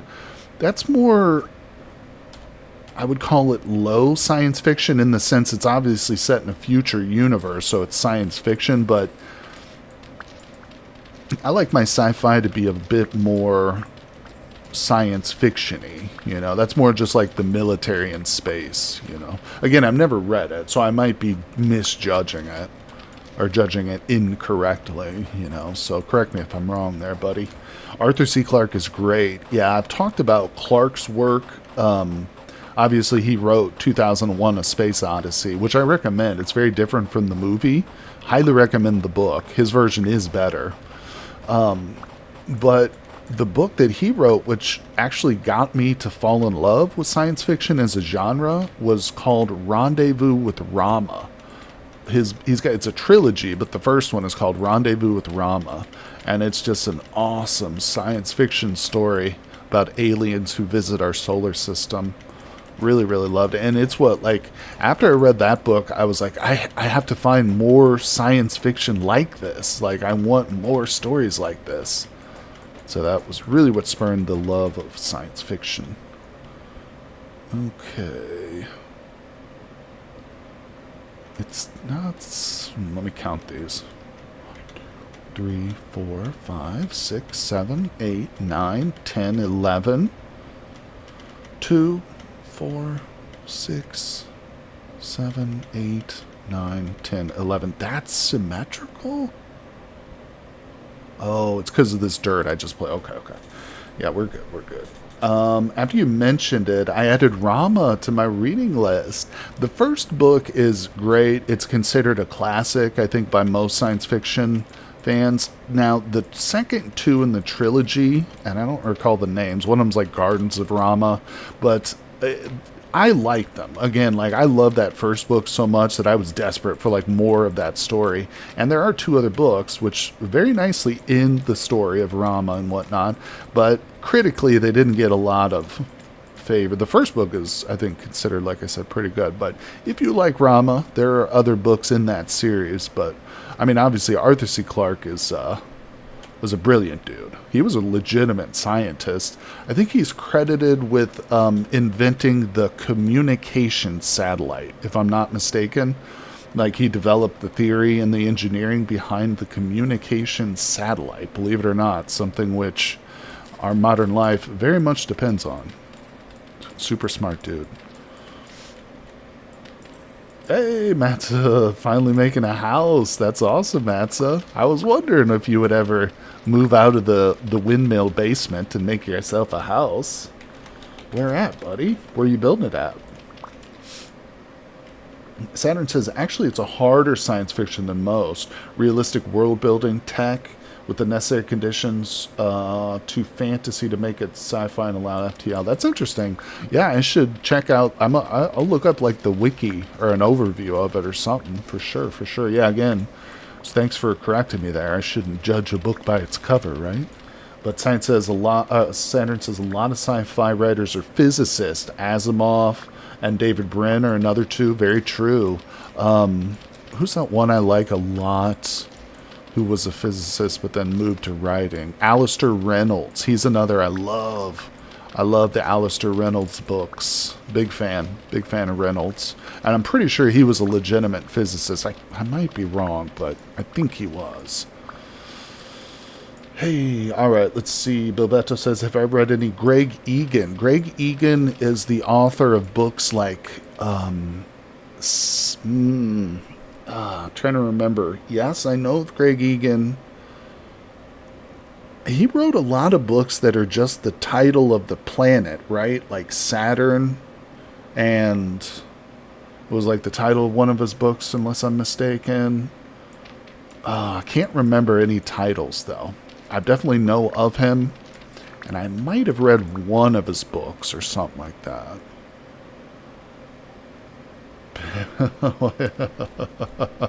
Saturn's played on a multiplayer server with his son, and they've got the dinosaur mods all installed.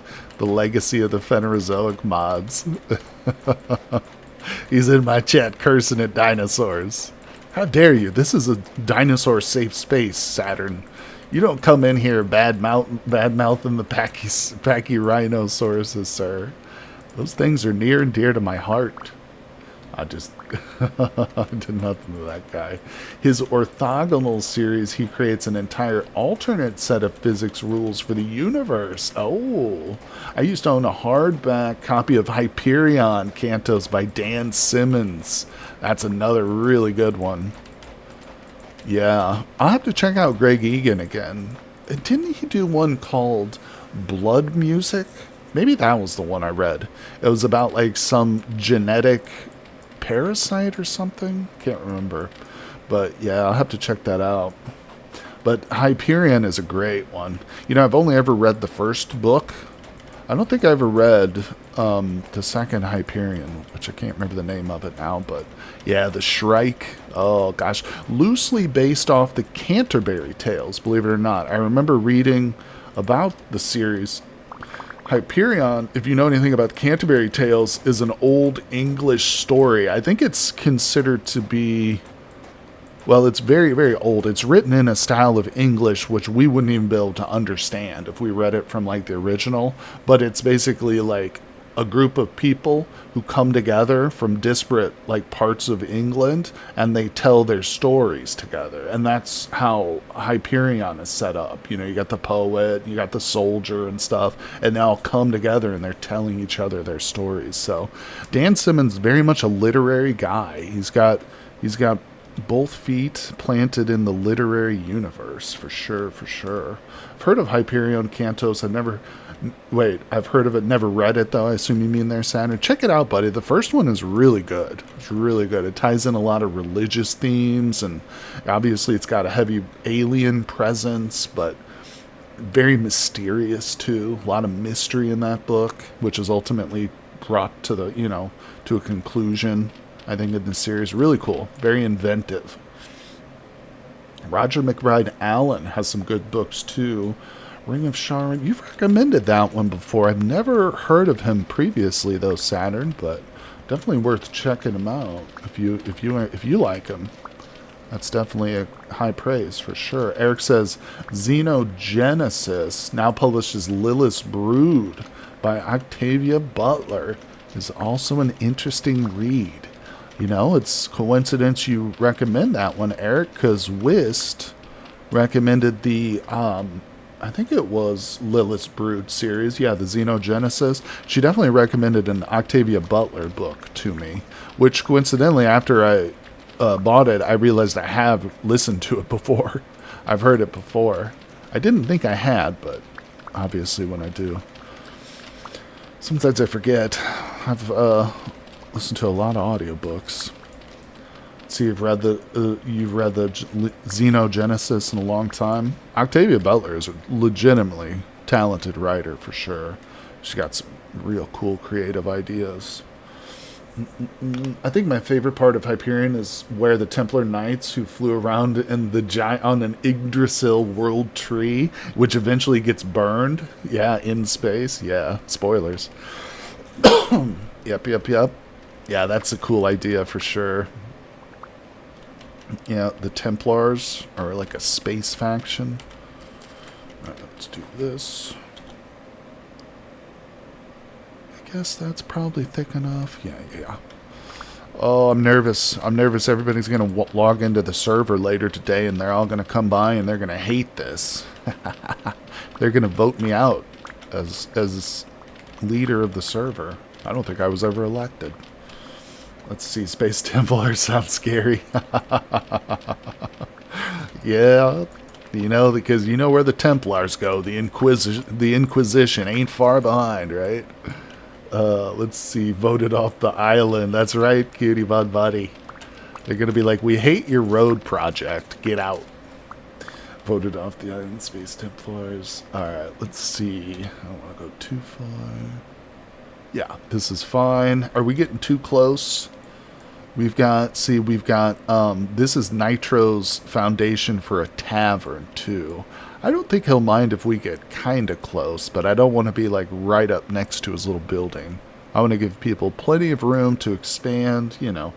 We don't want to crowd anybody over here. I don't want to get voted off the island. Alright, so, just keep digging. We're digging, people.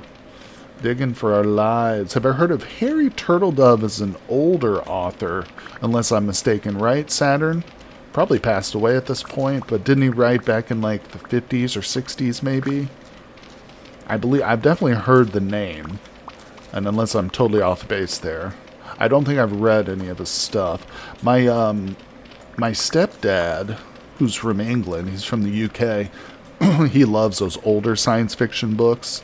I think he read a lot of them when he was a young man, too. But, yeah, he's reread a bunch of those. I can't remember the names of all of them. But oh, he is still writing. Okay. I might be thinking of somebody else. But, yeah, I love talking books and stuff. I need to start listening to more of them at work. Sometimes I go in cycles. Like, when I'm at work, sometimes I like to listen to music while I'm working. Other times I'll get into like a book and I'll just listen to my earbuds for like 4 or 5 hours. It's always nice. Music is a little bit better for work for whatever reason because I don't have to focus on it, and it kind of gets me like motivated a bit more, you know. I'm dancing and stuff, jamming out. People look at me like I'm nuts. Okay, the videos cycle is one is fantasy, not sci-fi, but he does do fantasy too. Interesting. It's probably his crown jewel. Gotcha. What is the videos cycle? That's interesting. Is that like an alien name or something? Oh, that one's fantasy, you said. interesting word. Alright, let's see here. Sun's going down again. But we got low rift activity, so we should be able to work through the evening. We'll see. Ooh, alternate history. I love James Clavell, who I'm pretty sure he's dead now. He wrote books back in the 60s and stuff. And I've talked about his novels before on stream, but he's the author of that new Shogun series. It's like it's not alternate history, it's historic fiction is what I would call it. Historic fiction. So he takes like actual historic events, like the first Europeans that landed on the Japanese Isles, for instance, is the plot of Shogun. But like the characters he puts in his novels are like fictional people based off of like actual historical figures. But he takes liberties, you know, with like, he puts in details that like never happened. It's still really cool. And like just that historical period is super interesting too. You know, the first contact with Japanese from an Englishman or a Dutchman. The original story is a Roman. Was Vidius is a alternate Byzantium. It's magically teleported to the world. That is interesting. All right, let's see here. I'm gonna put some of this medium fertility away. Starting to clog up my inventory. God, our chest is almost full, people. That's crazy. Ugh. What's going on with this? I like need to log out here or something. My inventory is acting funny. All right, let's put these down here. Keep that stack for later. If you want to branch out into a really interesting book, In the Presence of Mine Enemies by Henry Turtledove is Chef's Kiss. Fantastic. Interesting. There we go. So that's 2 votes for Henry Turtledove. All right, I'll have to take him more seriously, I guess. Oh, my shovel broke. That's why I stopped. Okay. Let's go get another shovel. Alright, first things first, we got to stop by the post office. Whenever a tool breaks, we give it to our blacksmith. So we're going to take a step through the portal to the post office. And our blacksmith, there's a couple of blacksmiths on the server, but Nitro here is one of the founding members. And so whenever we want to leave him an order, we take the book, I'll put it in my hotbar, take the ink and the quill, and we right-click the book. And he's got instructions here. Basically, this tells you don't sign the book, just save and close it whenever you're finished. But we're going to go over, and here's the requests. Herp Derpley has one here. I've already got 1 request, so we're just going to add to this. And if I get the cursor in there. Alright, we'll say 1 steel axe repair and 1 steel shovel, please. And we'll save and close that. Obviously, we put the book back, and of course, I've got to put the axe head in there, or the shovel head, I mean. So those 2 now, Nitro will see the book, he'll notice these in there, and he will very kindly repair them for me. I didn't include a payment of any kind, but I'll give him something. I'll throw some pies in his face or something next time I see him. Alright, let's see. It's an alternate history where a man is living as a 3rd-generation underground Jew in the early 2000s under the regime. Ooh. That sounds pretty interesting. Matza, where are you building the house? I didn't see where you said. Wait, where at? I have a view of the windmill, so not far from it. Okay, cool. Mats is hard at work in the windmill. What's up, buddy? How's it going, my friend? Do you need some food? You need your food, Matza? Let's see, he's got a view of the windmill, so that's not bad. Let's see, maybe we can spot it on the map. Matza says, I will take you there. Okay, let's go look. Yeah, you want to do it now? Let's go. I'm following you, buddy. Alright, let's get our lantern placed. So we're in the back of the pottery barn over here. This is our beehive kiln. We're going to have to hook you up with a little road or something over here, Matza. We'll build your roadway to your place. Oh, what is this? Who planted all these? Just a column of trees here. Oh, this is freaky. Oh, that's kind of cool. Oh, that actually gives me some ideas for some building and stuff. Oh, I like this. Alright, I'm sorry, Matza. Let's go. I got distracted, buddy. Whoa, did you plant those trees, Matza? Watch your back. I just saved your life, buddy. Now you owe me a pie. Whoa! Come here, you filthy shiver. How dare you touch my friend? That's right. Collapse. The tree farm is good for charcoal. Aw, you're gonna destroy my little tree pillar? Or my little tree corridor? No, I'm just kidding, but I do like this idea. I might do something like that. Yeah. Incorporate that somehow into a build or something in the future. Could be cool. Now, this is nice. So we've got some of the periodite, I don't know, I'm pronouncing it wrong. Limestone. Now, that's a word I can easily pronounce. I like the periodite. Does go nicely with the ground here. Yeah. Almost looks like the building just sprouts right up out of the field. That's cool.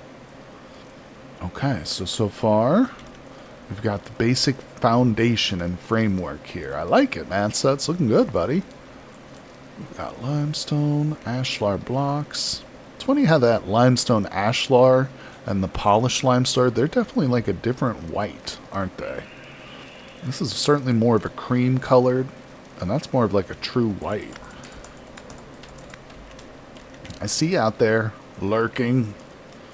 Well, it's a good looking spot, Matza. Yeah. Alright. Matza says, I'm trying to find the right roof block. Oh, yeah. It could be a little bit tough. So you're looking for one of the wooden roof blocks, then I assume, right? Because you can't really do much with rock or stone. What would look good with this? Maybe you could use some of the whiter woods, like you've got that bald cypress. Bald cypress makes a really nice like white wood, or you could use some larch too. I don't know just exactly what larch looks like, but it's a lighter colored wood too. That might help, contrast or match some of the limestone white you've got. Never really know until you can actually place it down and look at it, though, Alright, let's see. Let's eat. Ugh. Freaking inventory, dude. I don't have a shovel. Yeah, we'll make a combo of roof and stone and maybe chisel it to make it look good. That's not a bad idea. Alright. We're headed back into town. Thank you for showing me the place, buddy. I like it. It's a good spot. Yeah, you got a nice view. And obviously it's close enough to the kitchen so you don't have to starve, right? You can always get yourself a delicious pie whenever you want it. Actually, I don't have any pies right now. So you can't have a pie, but you can have some salad. How's that sound? You need to eat healthier anyway. Okay, so salad it is. I'm back. Oh, let's go to Wist's. Yeah, I'd love to come by your place, Wist. Let's go check it out. Wist has been hard at work. Of course, we visited her little tailoring shop many times in previous live streams, and I have to say it's kind of a fan favorite. Everybody loves Wist's place, but she's been hard at work. And let's go. Of course, she just lives north of the hub, or west of it, or whatever. False promises wanted pie. I stopped making pies, Saturn, to be honest, as a side note. My mom is saying that salad is for rabbits. I've heard that one before. Salad is healthy and it's good for you. Have you ever noticed how lean and in shape a rabbit is? I mean, come on. I would like to be more rabbit-like in my appearance, I think, personally. Maybe that's a weird statement, but there it is. Anyway, so what was I saying? Oh, yeah, the pies. So obviously they don't have the same shelf life as putting food in a crock pot and then sealing it up with wax. So I was getting some pies that were rotting in my cellar on the shelf. So you people weren't eating enough pie. So it's your fault, in other words. All right, Wist. Here we are, Wist. Hello. Thank you for letting us come and visit your shop. Ooh, I like the banner. Look at this. Oh, yes. So we've installed a new mod, right? Is this purposeful storage? So purposeful storage is brought to us from the same mod author who did the other, like, shelf, like the food shelf store mod that we've got. Really great. These mods add so much detail. Look at these. Look at this. We got a wardrobe rack, artesian scarves, more wardrobes. She got little knickknacks and stuff. Wait, what is this, Whist? Aged children's toys. Did you chisel these? Or is that just actual clutter that you found? Looted. Okay, that's cute, though. I like that. I can see chiseling something like that, actually. All right, let's not get distracted by the clutter. Now, the masks on the wall are awesome. Awesome. We're getting dolls? What does that mean? Wait, are they voodoo dolls? Oh, cultural appropriation at its best. Let's go. Yeah, these masks look so cool. I really like that you can mount them on the walls. Yeah, because some of them are really nice. And here's a butterfly panel. For anybody unaware, yeah, there's like, I think over 60 species of butterflies in Vintage Story, and you can collect them all. There's a net, and you can literally set up like little displays for your butterfly collection and stuff. Pretty funny, pretty cool. It's one of those aspects I don't think a lot of people know of, but yes, look at this. We've got a blanket rack. Purposeful storage again. Love it. In that link I sent earlier with the crocodile and hippo, there's a doll. Seems playable. Ooh, what does that mean? You can play with the doll?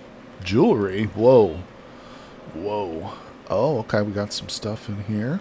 Very nice, very nice. We need to go on a run to the Resonance archives at some point. We're going to have to do a live stream into the archives, because I want to get a bunch of that loot that you can just display. I want that for the museum, I think. But speaking of museum, shall we go look? Excuse me, go look at your museum, West. Hey, hold on, everybody. We've got copper flooring in here. Barrel full of wine. West, what are you doing with these barrels of wine? I'm going to close the door so little Rami can't get at the wine, right? Don't want a drunk cat. Nobody wants a drunk cat. Oh, no, that's the wrong room. West, where are we? I'm lost, West. Oh, my God. These things are so massive. It's almost intimidating how big these... What is this called? A tun. A ton. A ton. Oh, hi, West. I'm sorry. I'm just looking at your stuff. Hello. Look at this. Look at this underground display. Oh. So, of course, Whist is... You found those? Whist is our tailor, and she's been a really great tailor. In fact, the tailored gamboized armor that I'm wearing right now is hers, made by her own hands. And what she's done down here is to assemble all the different outfits for each class and each NPC type. So you've got the Rotwalker, the Reindeer Herder, and she's assembled all these awesome mannequins to display the outfits. I like this one. The Nomad is one of my favorites. That green and white looks really cool. Yeah, this is impressive, Wiz. Now, wait a second. Where's the booze? There's supposed to be alcohol down here, Wist. Let's look at some more of these, though. Oh, that's got the mask on it. The barber surgeon. The marketeer. The merchant looks cool. Booze up here. Let's get wasted. Where'd you go, Wist? That's grand. Oh, it's over here. Okay. Yeah, so apparently, if you get drunk, the mannequins look really weird or something. Let's get wisted. Alright. Here's your stuff, Wist. Here's your pink bottles. I will take more. I'm not drunk enough yet. I like these little bottles, though. Oh, yeah, we're starting to feel it now. See how the screen is drifting slightly? Oh, yeah. Wist, I'm not drunk enough. Oh, okay, it's starting to happen. I can feel it. I feel like I'm a kid again. Like a teenager getting drunk for the first time. Like, I think it's I can feel something. It's definitely buzzing, man. Here you go, Whist. Take your bottles. Whist, are you drunk right now? Hold on, I'm not drunk enough.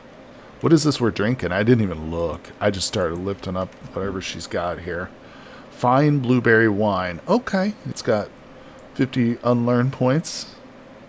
It's acceptable. I'll take it.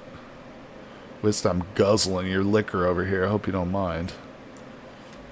There you go. Return the bottles. I don't know what it is. I just feel like it's not hitting me this as hard as, like... Maybe it's because I'm used to drinking, like, whole bucketfuls of alcohol. I've got quite a tolerance with this character, I think. Let's see. Yeah, I've got 10 unlearned points. And I've used a few of those already. But, still... Yeah, because I've been so drunk before, like, that the hallways will be, like, twisting and turning and stuff. This is just a mild buzz, but anyway, let's not go on and on about the alcohol. Let's see, so some of these are sort of incomplete, too, so we need help, people. Whist needs your help. We need to assemble... Now, this one's kind of cool. The Tailor. Oh, that's Whist. Yeah, look, it's got the little pin cushion and stuff. And the scissors in the belt. It's the little details, you know? Oh, this is cool. This is the miner. Yeah, this is Andy right here with their little belt buckle. God, I want a belt buckle. I want a belt buckle that has a chef's hat on it, you know, Whist? That would be appropriate. I think. What did Whist say? Oh, anyone have a roofing blueprint? Oh, I don't think I have a roofing blueprint. Lag. Whist, the place looks great.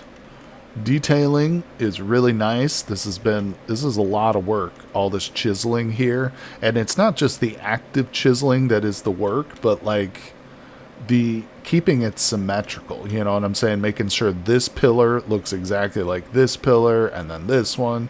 Yeah, it takes a lot of concentration and effort, so great job, Whist. Yeah, as usual, your place is definitely one of the highlights of the server, my friend. Oh, look at that. Look at that detailing we've got with the colored glass. Oh, and the scary, spooky skulls cobblestones. Haha. Love it. Love it. All right, so out we go. Oh, you know what I was thinking about earlier, Whist? Forgive me, but I love this spot right here.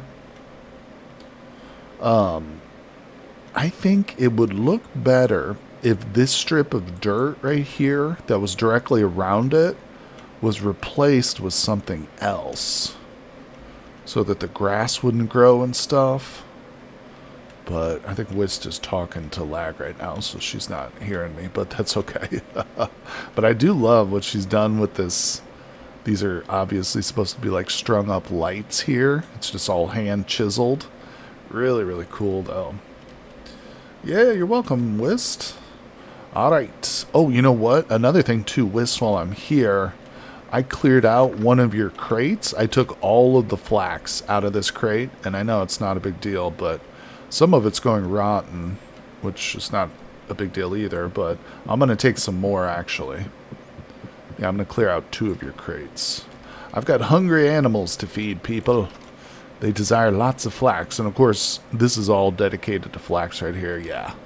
She grows it not for the grain, but for the actual fibers, so the grain is just a byproduct. But we'll turn that grain into delicious cheese and wonderful eggs from our chickens and our sheep, so it doesn't go to waste. I won't take all of it, but I did take two crates full today from ya. So let's pop back over to the cellar. Didn't quite get all of the roadway built.